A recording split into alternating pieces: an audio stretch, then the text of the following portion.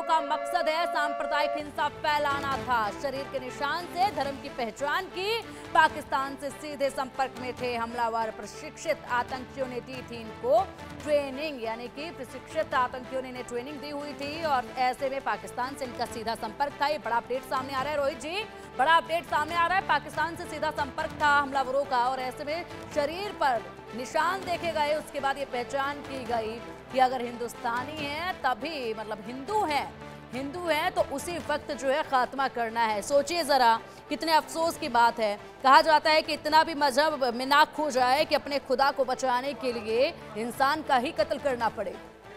और अपने उसी खुदा से अब जो है ये दुआ मांग रहे हैं कि ए खुदा हमको बचा ले, ए खुदा पाकिस्तान की रक्षा कर।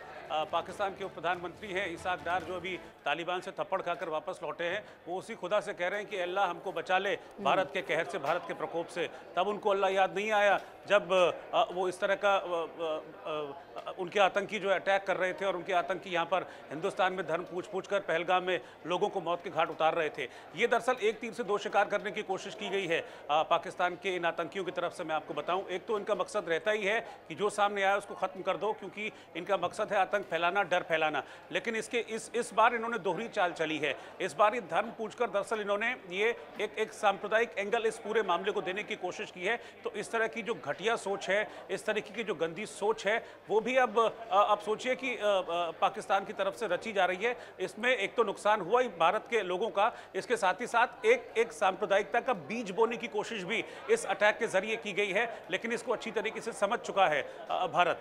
जहां तक आपने हैंडलर्स की बात की, मैं आपको बताता हूं कि ये एक तरह की मोडस ऑपरेंडाई होती है इन आतंकियों की, क्योंकि ये टीआरएफ के आतंकी हैं। टीआरएफ का जो बाप है, मतलब इस शब्द का इस्तेमाल नहीं करना चाहिए लेकिन कर रहा हूं मैं, क्योंकि जो टीआरएफ का बाप है वो लश्कर है और वो पाकिस्तान में बैठा हुआ है और वो यहां पर इनको डायरेक्ट कर रहा था। हैंडलर्स का काम यही होता है कि दूसरे देश में बैठकर, पाकिस्तान में बैठकर डायरेक्ट करना कि ये करो, वो करो, ऐसा करो, ऐसा करो।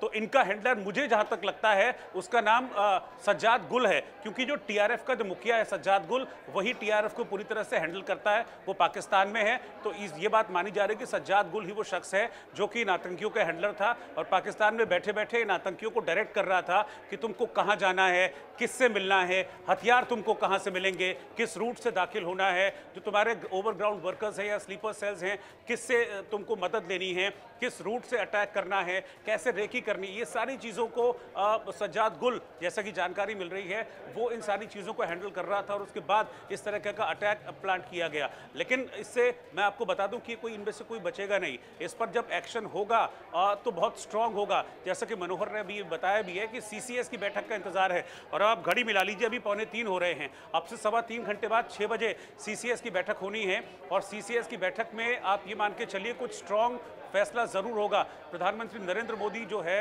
कैबिनेट कमेटी ऑफ सिक्योरिटी, इसकी फुल फॉर्म होती है, इसको हेड करते हैं जो भी प्रधानमंत्री होते हैं। इसमें रक्षा मंत्री होते हैं, इसमें होम मिनिस्टर होते हैं, विदेश मंत्री होते हैं, वित्त मंत्री इसमें होते हैं। इसलिए वित्त मंत्री निर्मला सीतारमण अपना दौरा छोड़कर वापस दिल्ली आ रही हैं। इसमें अजीत डोभाल शामिल हैं जो एनएसए हैं। इसके अलावा कैबिनेट सेक्रेटरी और डिफेंस सेक्रेटरी। तो ये थिंक टैंक होता है नेशन सिक्योरिटी का। ये थिंक टैंक मिलकर अब फैसला लेगा कि इस पर किया क्या जाना है और फाइनली इस पर प्रधानमंत्री नरेंद्र मोदी की मुहर लगेगी। तो शाम 6 बजे सीसीएस की बैठक शुरू होगी और इस पर विचार होगा। जो सारे के सारे प्रस्ताव हैं जो तीनों सेना प्रमुखों के, उनकी तरफ से हरी झंडी है। ये क्लियर आ गया है कि तीनों सेना प्रमुखों की तरफ से हरी झंडी है कि बस आप हमको ओके कीजिए और हम किसी भी तरह के एक्शन के लिए तैयार हैं। ये सारा इनपुट पीएम को मिलेगा और उसके बाद फिर किस तरीके का फैसला प्रधानमंत्री नरेंद्र मोदी लेते हैं, उसके बाद फिर एक्शन शुरू हो जाएगा। बहुत जल्द होगा लेकिन वेल प्लान्ड होगा। मौका नहीं मिलेगा पाकिस्तान को और उसके आतंकियों को खुद को बचाने का। बिल्कुल बिल्कुल रोहित, और ऐसे में मनोहर, जिस तरीके से कुछ आतंकियों के चेहरों की तस्वीर जो है वो सामने आ चुकी है, उनको पहचानना बेहद आसान है। इसी के साथ यहाँ पर बड़े अटैक की तैयारी जो है वो की जा रही है, बदले की तैयारी की जा रही है। कितना और इंतजार जो है वो करना पड़ेगा आज के इस महत्वपूर्ण बैठक का जो पीएम मोदी के साथ होगी, और इसी के साथ इस आदेश का कितना और इंतजार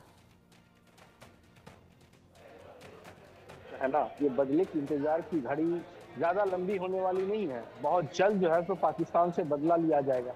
लेकिन भारत कोई चूक नहीं चाहता। याद होगा जब सर्जिकल स्ट्राइक हुआ या उड़ी स्ट्राइक हुआ या पुलवामा का हमने बदला लिया, तो वैसे घड़ी में देर सुबह जिस तरह से हमने अटैक किया था और पाकिस्तान को भनक तक नहीं लगी, बाद में वो डिनाई करता हुआ नजर आया कि हमारे तो किसी की हत्या ही नहीं हुई, हमारा तो कुछ बर्बाद ही नहीं हुआ।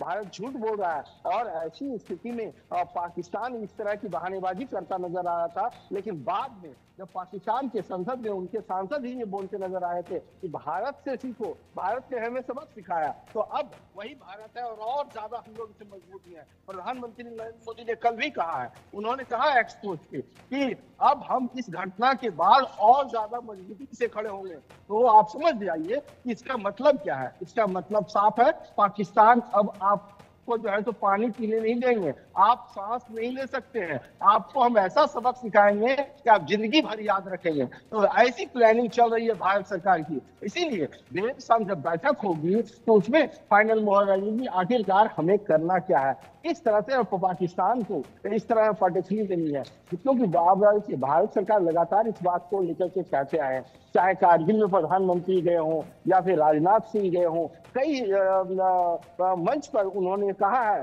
सेना के जवानों के बीच कहा है कि अब जो है सो बारी पीओके की है। और ये घटना आप देखिए उसी के लमसम है, उधर ही लोग गए हैं, ऐसा अंदेशा जताया जा रहा है, वहीं से लोग आए हैं। तो ऐसी स्थिति में भारत की कड़ी नजर है और भारत सारे मंचों पे जो है सो पाकिस्तान को पटकनी देगा। उससे पहले जो है सो भारत जो है सो पाकिस्तान को करारा जवाब देने की तैयारी कर चुका है।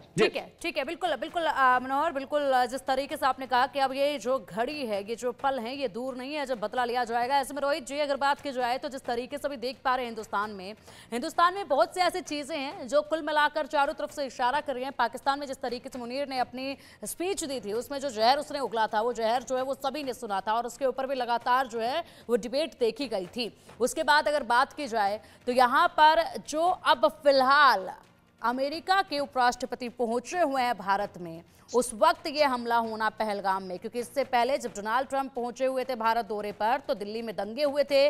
उसके बाद अब उपराष्ट्रपति यहां पर हैं तो पहलगाम में यह आतंकी हमला हुआ है। इससे पहले मुनीर की स्पीच देखिए, मैं आपको बताऊं जिस तरीके की नेचर है, जिस तरीके का डोनाल्ड ट्रंप का, आई एम श्योर कि उन्होंने पाकिस्तान की इस हरकत को जेडी वेंस के दौरे के दौरान जो ये पाकिस्तान ने हरकत की है, जो ये आतंकी हमला किया है, इसको हिमाकत माना होगा।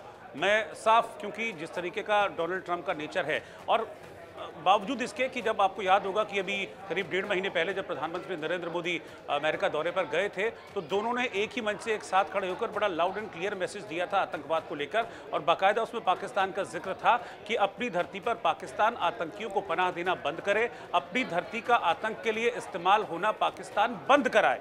ये पाकिस्तान को लेकर बड़ा क्लियर, स्ट्रॉन्ग और लाउड मैसेज डोनाल्ड ट्रंप और प्रधानमंत्री मोदी की तरफ से भी था।